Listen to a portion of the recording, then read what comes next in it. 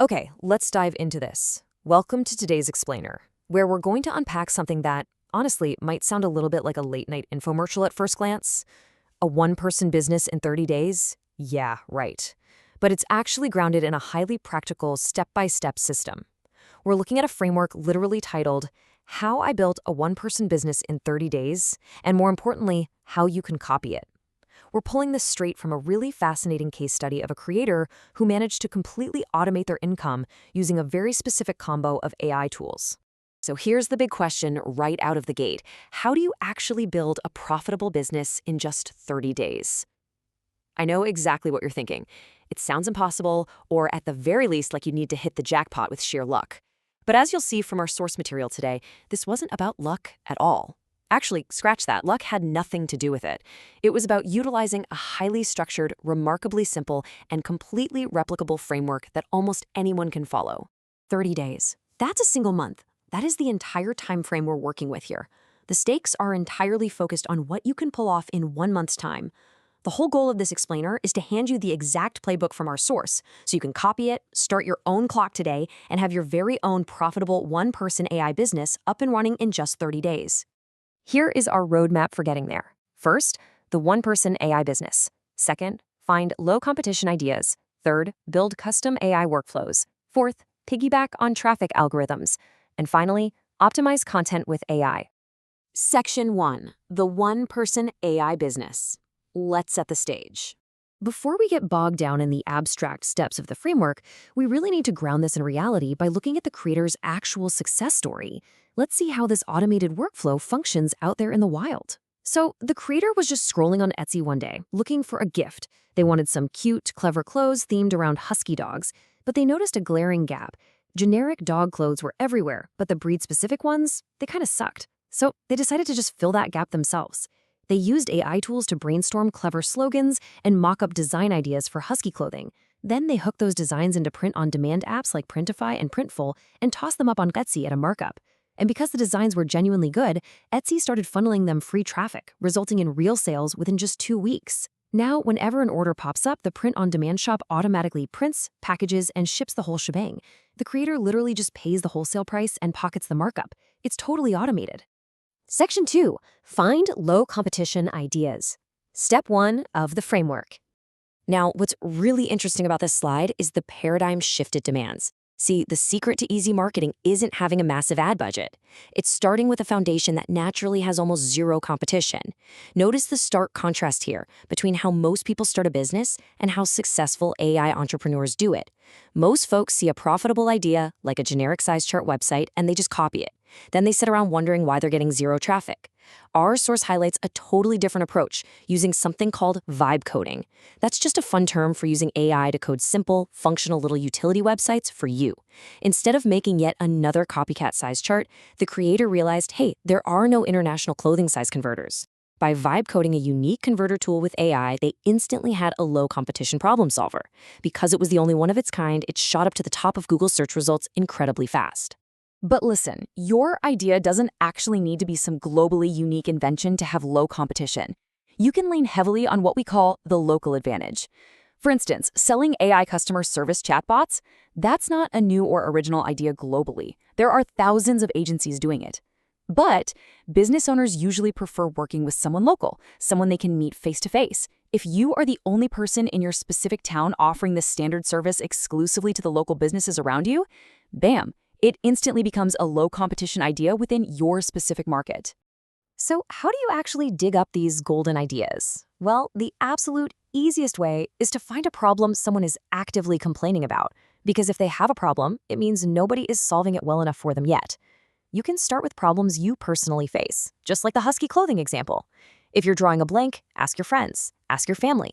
Go to local business networking meetups and literally just ask owners what they're struggling with.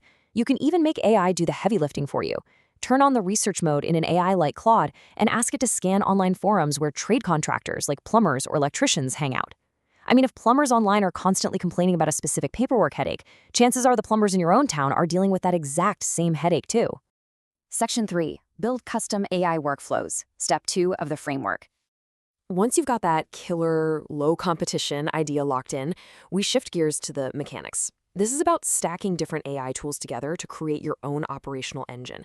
And I really want you to look at this surprising statistic from our source. Studies show that roughly 90% of AI users out there just use ChatGPT and maybe one other tool if they're feeling adventurous. That is it. What does that mean for you? It means that if you are simply willing to string multiple AI tools together in a sequence to get a better result, you instantly catapult yourself into the top 10% of AI users on the planet. Let's break down the creator's specific tool stack for their print-on-demand business to see this in action. Step 1. They fire up Claude to brainstorm funny slogans, maybe a clever pun for a French bulldog. Step 2. They jump over to Google's Gemini, specifically the Nano Banana image generator, to create the actual graphic. Step 3. They pull that image into Canva to automatically strip out the background and bump up the resolution. And this brilliantly illustrates how different tools specialize in completely different tasks. You aren't forcing one AI to do a mediocre job at everything. Instead, you're building an assembly line of specialists. Here is an absolutely crucial, actionable tip if you're sitting there wondering how to build your own workflow. Go to your favorite AI chatbot and switch on its thinking or extended reasoning mode. Tell it your new business idea. Say, I want to start an AI secretary agency for local plumbers. Then just ask the AI to break that business down into different operational tasks and recommend the absolute best AI tools to complete each step. Boom! It will custom build your workflow for you. Section 4, piggyback on traffic algorithms. Step 3 of the framework.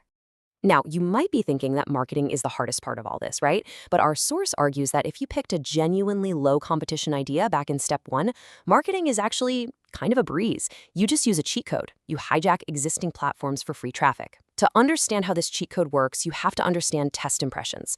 Whether we're talking about Etsy, YouTube, or Amazon, every single platform's AI algorithm does the exact same thing when you hit upload. It scans your listing and places it in front of a tiny test group of users to gauge their reaction. Do they click? Do they buy? If that test group engages, the algorithm goes, oh, people like this, and expands your reach. This is exactly why solving a specific low competition problem is so insanely powerful. When the algorithm tests your niche husky dog shirt in front of diehard husky lovers, they are incredibly likely to click because it solves a problem they currently have. High engagement in that test group equals a snowball of free traffic. So the strategy is just choosing which algorithm you're going to piggyback off of. It's like a giant puzzle. Let's look at how this maps out depending on your business type. If you're running a local service agency, you really should be focusing your content on LinkedIn because that's where the business owners hang out. Selling ebooks? Piggyback off Amazon's algorithm. For video content, obviously you're looking at YouTube or TikTok. And if you are vibe coding cool new utility ops, you want to piggyback off Google Search or X, formerly Twitter, which is where the tech-heavy crowds spend their time. Section 5, optimize content with AI. Step 4 of the framework. All right. This brings us to the final piece of the puzzle.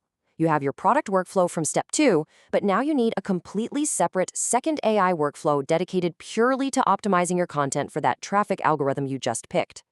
Let's look at the creator's exact 3-step optimization stack for Etsy. First, they jump into Perplexity and use its deep research function to analyze competitors and spit out a robust keyword report. Second, they feed all that raw data into ChatGPT.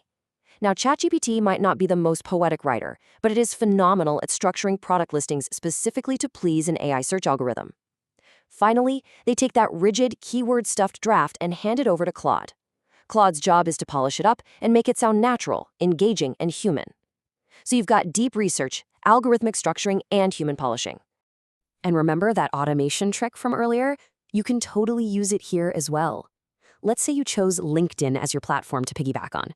Just turn on your AI's reasoning mode and ask it to build you a step-by-step checklist specifically for optimizing posts for LinkedIn's organic reach algorithm. Our source noted that Claude was able to generate a flawless 10-step optimization checklist that they then just condensed into a streamlined daily workflow. So the crucial point is summarized perfectly right here in this quote from the source material. Identifying problems to solve is a cheat code for coming up with a low-competition business idea.